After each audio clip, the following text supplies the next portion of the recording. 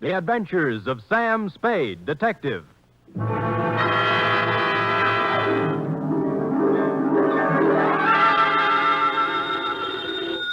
Sam Spade Detective Agency? Me, sweetheart. Sam! Do you know you're on all the papers? Don't think I'm happy about it. You were standing on the sidewalk pointing, and there's a dotted line running from you to X where they found the body. You mean where they found the last body, F? There were several before it. I know. All those poor, poor people. Tell me, Effie, how many dots were there running from me to where they found the body? Oh, let's see. 1, 2, 3, 6, 12. 12, Sam. That's what I expected. What does it stand for? For 1, 2, 3, 6, 12. Deaths, F. Oh, no, not really. But definitely. We just got in on the big finish. This is a tale of deceit and intrigue, F, strung through many islands and several countries. Yea, through a great many lives. So I am left with no choice but to call it The String of Death Caper.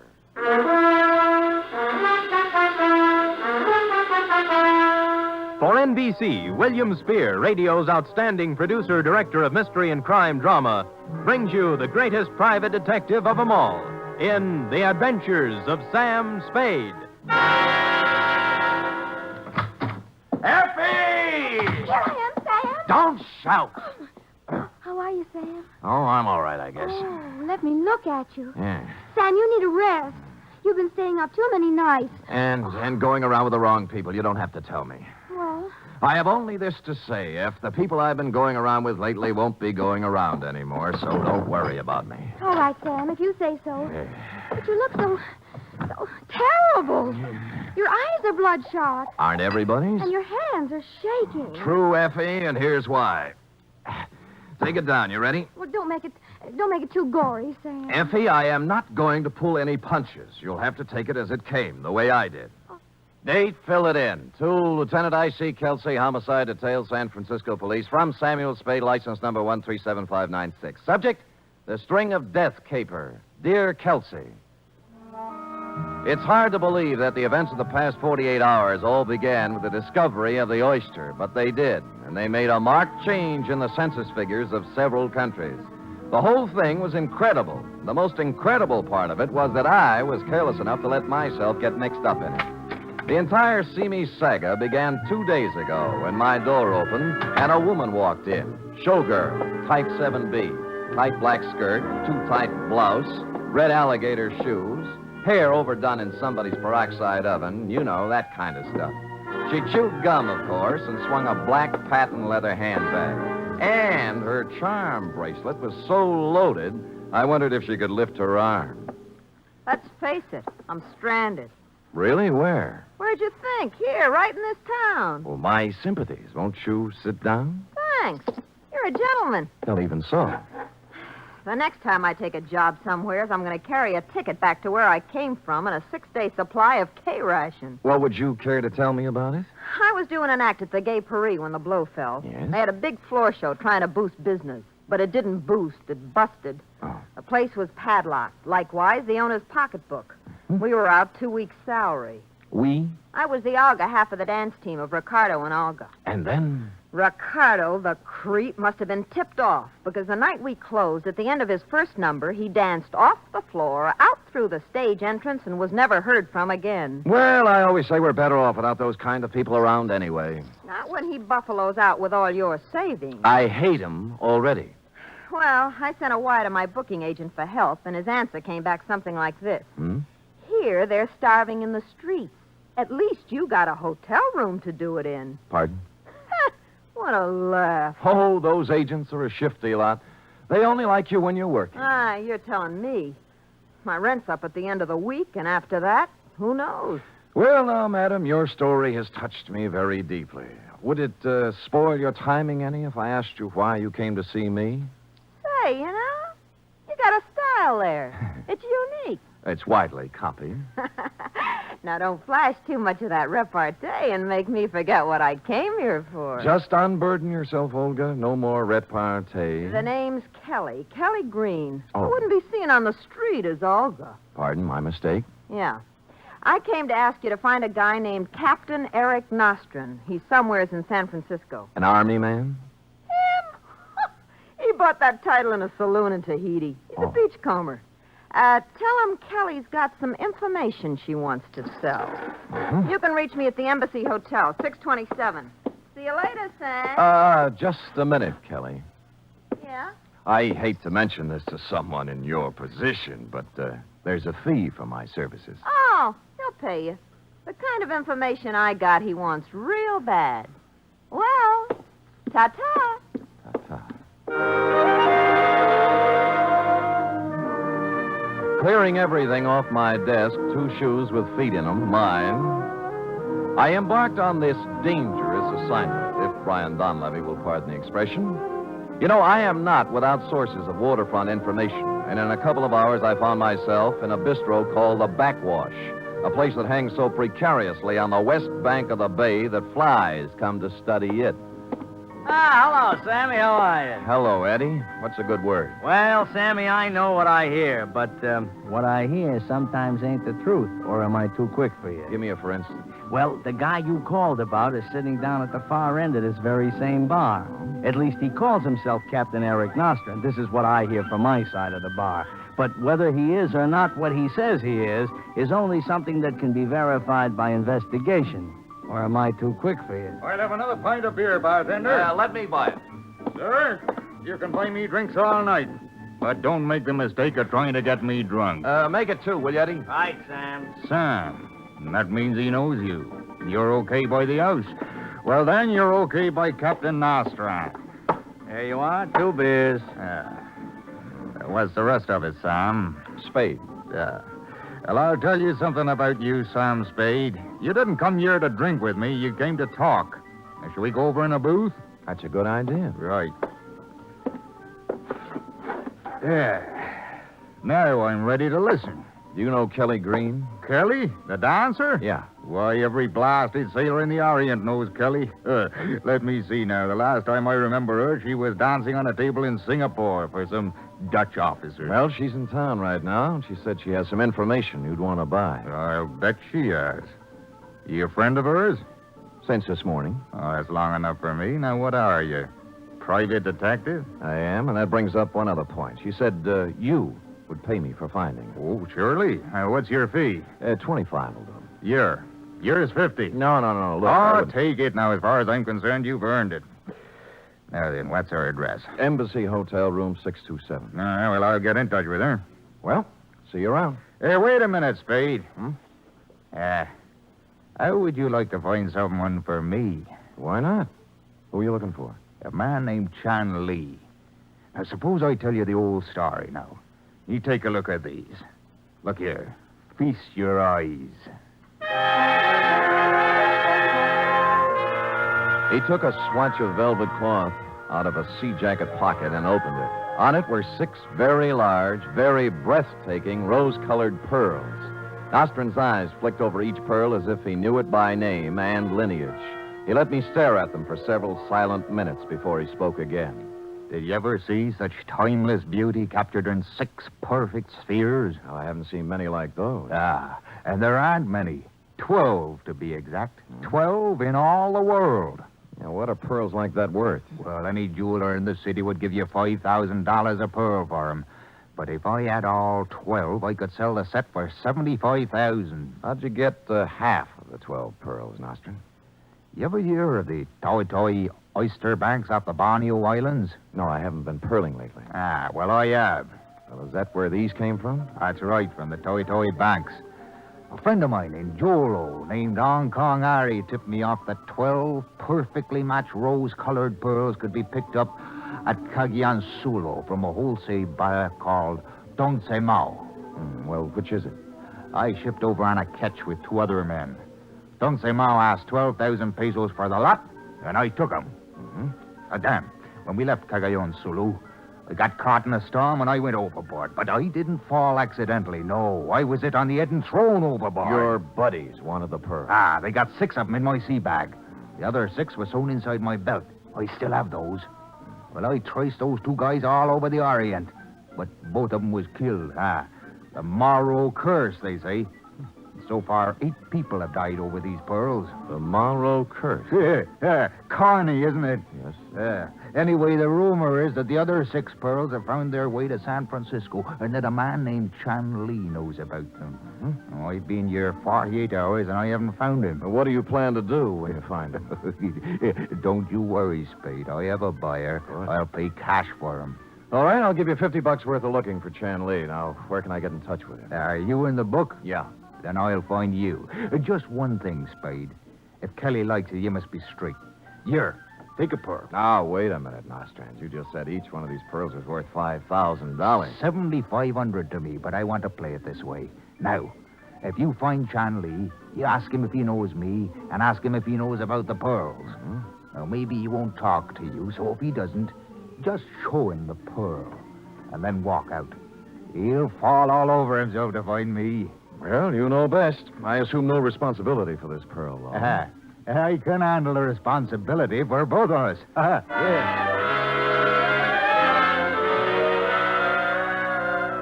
Harry Ching, a friend of mine who has his ear to the Oriental ground, put down his mother tongue edition of that great Chinese detective, Shylock Ho, and directed me to a little food store just off Grant Street.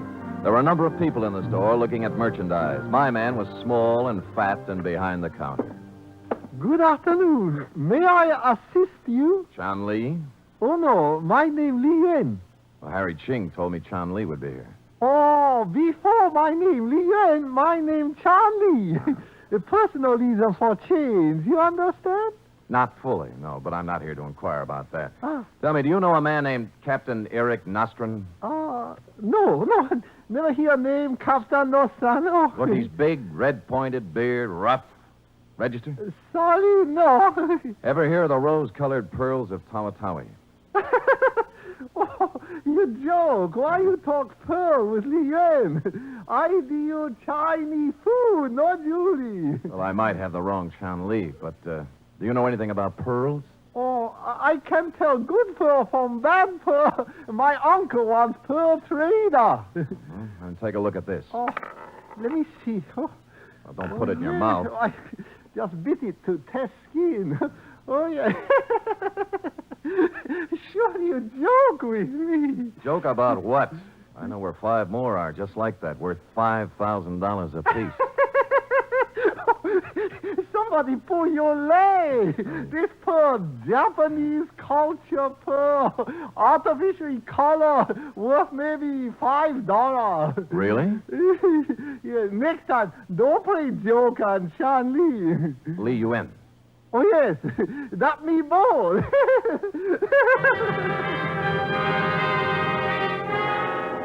A skeptic, I took the pearl to a jeweler I know, and he told me Chan Lee lied in his scraggly beard. It was the finest specimen of rose pearl he'd ever seen. Well, I went back to my office to wait for Nostrand's call when and if it came. I say I went back to my office, but not directly in, because just as I was putting the key in my lock, something familiar pushed in between my shoulder blades. Mr. Spade, I know all the tricks, so don't try any. Just open the door and go in. You bet. Now sit down at your desk and put your hands on top of it. Yeah, you were looking at the tea in Chan Lee's store, weren't you? I was, and I want the pearl you have. Me? You. All right, if you're going to make a scene, suppose you give me something. I don't have to give you anything. That pearl belongs to me. It was stolen from me, along with all the others. By Eric Nostrand. Right. Bought those pearls from Tung Tse Mao in Cagayan Sulu. Nostrand was crew on my catch, and on the way back to Shanghai, he threw me overboard so he could have the pearls himself. Well, didn't you drown, Mr. Ivan T. Sanderson. Oh. Some Jap fisherman picked me up. Good. This is the first of the 12 rose-colored pearls I've gotten back, and I mean to get the other 11. Even if it takes a few dead bodies to accomplish it. Well, I admire your spirit, sir, but I'm afraid you've picked out a tough career. Where's Nostrand? I don't know. You must know you're working for him. Look, he said he'd contact me. Honest, How did you get tied up with him? A girl named Kelly Green hired me to find him. Call her. All right. And ask her where Nostrand is. All right, I will. Don't point. It's not polite. Yes, well? Embassy Hotel. Oh, 627, please. Whom are you calling, please? Miss Kelly Green. Hello? Kelly? Yeah? Sam Spade. Yeah? Did Captain Nostrand get in touch with you? No. Did you find him, Sam? I did. Well, he hasn't come up here yet. Not just Sam. Thanks for calling. Goodbye. She hasn't seen him yet. Thank you, Mr. Spade. I'll be checking with you from time to time. He pocketed his gun and stalked out with a $5,000 pearl in his hand. I knew he had heard the operator say Embassy Hotel, and I knew he heard Kelly Green's room number. So I let him get a small head start. He went directly to the Embassy Hotel. I followed him into the lobby. He got the one elevator, and I had to wait until it went up and came down before I got it. When I arrived at the 6th floor, the door of 627 was slightly open, and there was a sharp odor in the air. Ivan T. Sanderson wasn't there, and neither was Kelly Green. But dragging himself across the floor, trying to reach the door, was Captain Eric Nostrand. He had 2 bullet holes in his back. I tried to help him, but he was beyond help. He collapsed, dead. As his body relaxed, his mouth slowly opened, and 5 rose-colored pearls rolled out.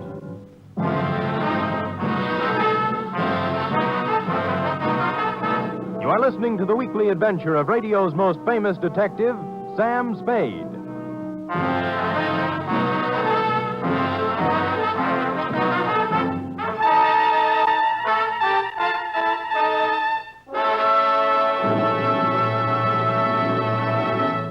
Three chimes mean good times on NBC. There's music and mystery with the chimes every Saturday. Tomorrow evening for mystery, Herbert Marshall stars as the man called X. In all the strange and far-off corners of the world, wherever there is intrigue, danger, and romance, there you will find the man called X. For music, there's your hit parade with the top tunes in the land as selected by you and brought to you by Snooky Lanson, Eileen Wilson, and the Hit Paraders.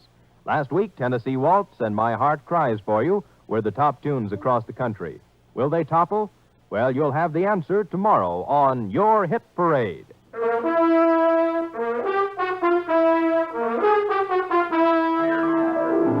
And now back to the String of Death caper, tonight's adventure with Sam Spade.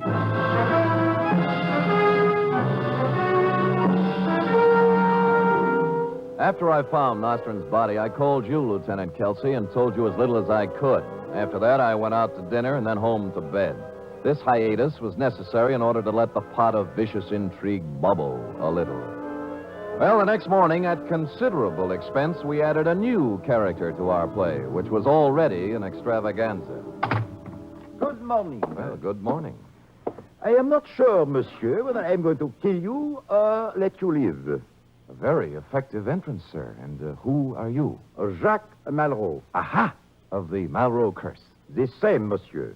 It was reported in the papers that you found the body of Captain Eric Nostrand in the apartment of a girl named Kelly Green. Well, I'm afraid I just happened to be there. Did you happen to know if anyone found a number of pearls on Nostrand's body? Well, as far as I know, they didn't. You mean the Tawatawi pearls, don't you? Aha. You know about them? A little, yeah. They belonged to a man named Tung Se Mao, who sold them to a man named Ivan Sanderson, who had them stolen from him by Captain Nostrand, who had half of his stolen from him. That's the installment I just read, anyway. Perhaps it is mostly right, except for one important point. Tung Se Mao was holding them for me. They were not bought. They were taken from him at the point of a gun. It's getting involved. I risked my life in the shark-infested waters of Tawi Tawi diving for those pearls. No man but me will possess them. Now, where to find Kelly Green and Ivan Sanderson? Oh, I don't know. The police don't know, so I can't tell you. Aha. All right, Monsieur Spade. You have an honest face, I believe you. But if it turns out later that you have deceived me, you will find to your regret that Jacques Malraux is not an easy man to do business with. Au revoir.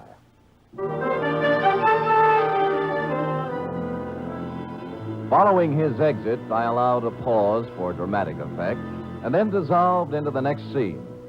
On the front door of Chan Lee's grocery store, there was a sign, closed for the day, so I went around the block, through an alley, and came up on his living quarters from the back way.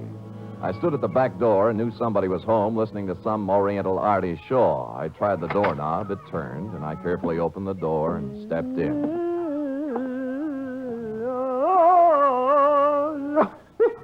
What you do my house? Well, What like you come in private house? Turn that thing off and I'll tell you. All right, get out or I call police. Son, I didn't come here to quibble with you. I came to speak right from the shoulder. What you talk about? The Tawatawi Pearl. I don't know, Pearl. Get out. You know Nostrum was killed yesterday, don't you? I tell you before, I know no man named Nostrum. All right, where's Sanderson? What man? The tall man with the clipped mustache who was in your store yesterday when I was there. No, plenty people come my store. I not know them all by name. Come by anybody. Plenty mustache. All right. Play it your way for You now. get out. But if you ever do meet up with Sanderson, just tell him that I have the other 5 pearls. The ones Nostrum was killed for. Just as I closed the door behind me, I saw a pair of red alligator shoes with a pair of nylons draped over them pushed under a chair. I hesitated a minute, thought better, and hurried away. I went back to my office, pulled out a good book, and read for 3 hours. It paid off. Sam, I had to come to you. I'm in an awful jam. I should say you are, and it won't get you any easier when I call the police. I knew Eric was found in my apartment, but I didn't have anything to do with it. Nuts. I called you from here not 10 minutes before Nostrum was found dead. All right. He was there, but he wanted me to say he wasn't. Do you want me to tell you something else about yourself? I checked with the Embassy Hotel. Your bill was paid for a month in advance. You weren't stranded. It was a murder setup from beginning to end.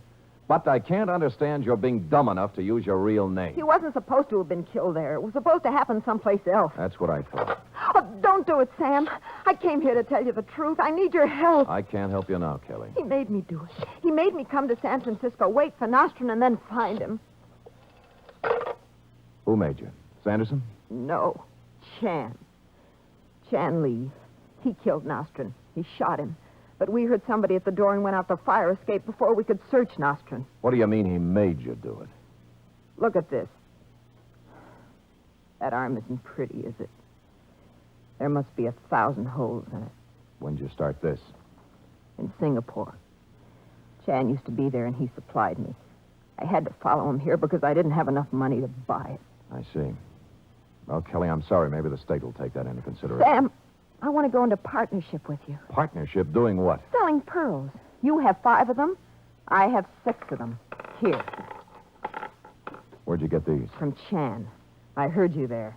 After you left, he got excited and had to take something to quiet himself down.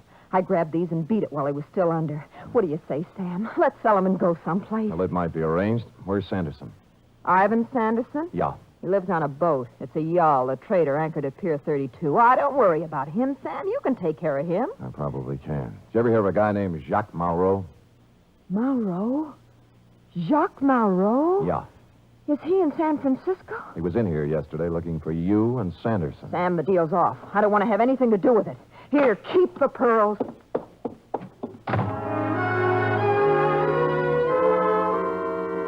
I picked up the 6 pearls and put them in my office safe with the other 5 I'd taken from Nostrum. Then I went down to the waterfront looking for Sanderson. Chun Li was still under drugs. There'd be no problem for the police to pick up. Nor would Kelly Green once her drug supply began to give out. The trader was a trim white yawl tied up at Pier 32 with a Jacob ladder running down to its deck. I climbed down and, looking around, found Sanderson in a cabin sitting behind a table. It wasn't a commonplace thing. You see, he'd just been shot. You can't do anything for me, Sam. There's nothing to do. How did it happen, Sanderson? The Malraux curse. Jacques Malraux. Yes. He made a vow that he was going to kill anyone who touched the pearls. Anyone. Did he get your pearl? Yes. Who has the rest? I do, 11 of them.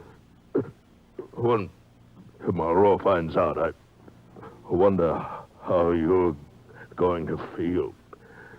Dying. 11 times.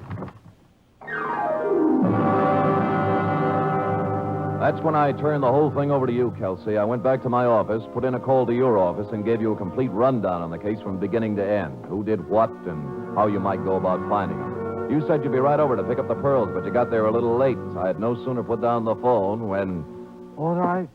You have a pearl. Give them to Chubb, or he will not hesitate to shoot you. The way you did Nostrum? I don't have time for talk. Hurry, get pearls. Okay. They're in my safe here. Don't think I'm going to give you any argument or pull anything clever. It would be too bad if you did. I don't really know who these pearls do belong to, and I don't care much anymore. You can have the worries instead of me. I will be glad to worry about such a pleasure. Yeah, here they are. Stay where you are. Throw them to me. All right. Catch. Thank you. Now I will go. I advise you against raising outcry. I'm glad to get rid of you. Go and have a long and happy life. Oh? Oh, I have been handpicked by the gods. He was, but for a different reason. He put the pearls in his pocket, and with a little smile of triumph at how easy it had been, he turned and quickly walked out of the office. He even closed the door politely. But outside, he didn't get far. I ran for the hall, sliding my .38 out of its holster. Chan Li lay still on the floor, and his coat pocket had been turned inside out. Steps were pounding down the stairwell, and I followed. When I hit the sidewalk, he was half a block away and running. I fired at him, and he stopped and fired back. My second one caught him full in the chest, and he fell twisting across the sidewalk. I walked right up to him, but it was all over. Jacques Malraux was dead.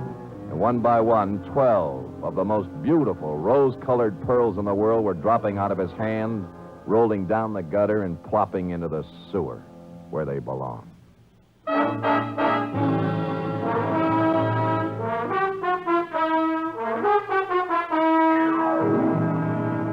Period, end of string. Sam, did they all go down the sewer? Every pearl, Effie. Who knows where they might be now? Maybe at the filtering plant. Maybe out to sea. Sam, could I get off early tonight? Effie, put that thought out of your mind. They're not worth it. Oh, but Sam, all that wealth. I said forget it. Now go type that up. Oh. Go on, scoot.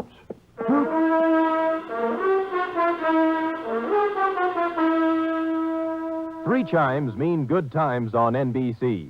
There's music and fun in the air tomorrow evening, styled to suit your Saturday night of merriment.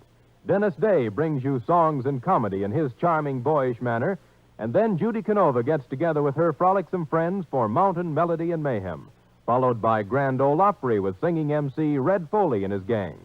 It's a Saturday night of fun designed for you.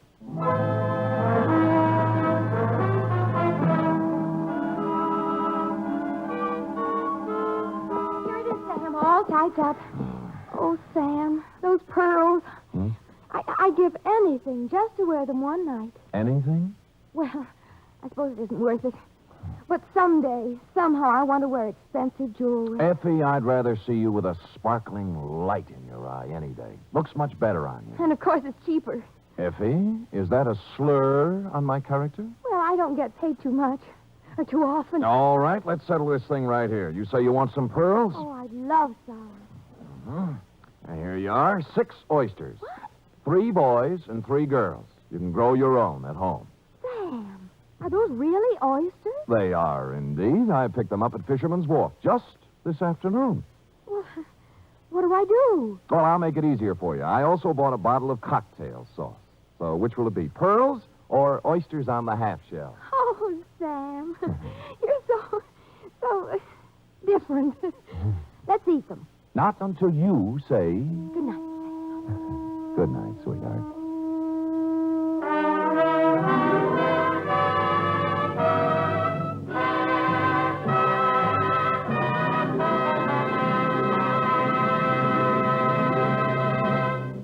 The Adventures of Sam Spade are produced, edited, and directed by William Spier. Sam Spade was played by Stephen Dunne. Lurene Tuttle is Effie.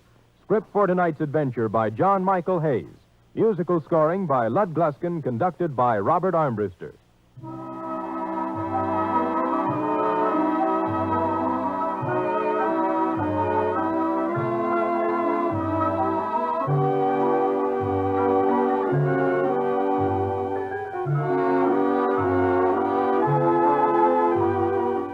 Join us again next week, same time, for another Adventure with Sam Spade. Now the Magnificent Montague, then it's Duffy's Tavern on NBC.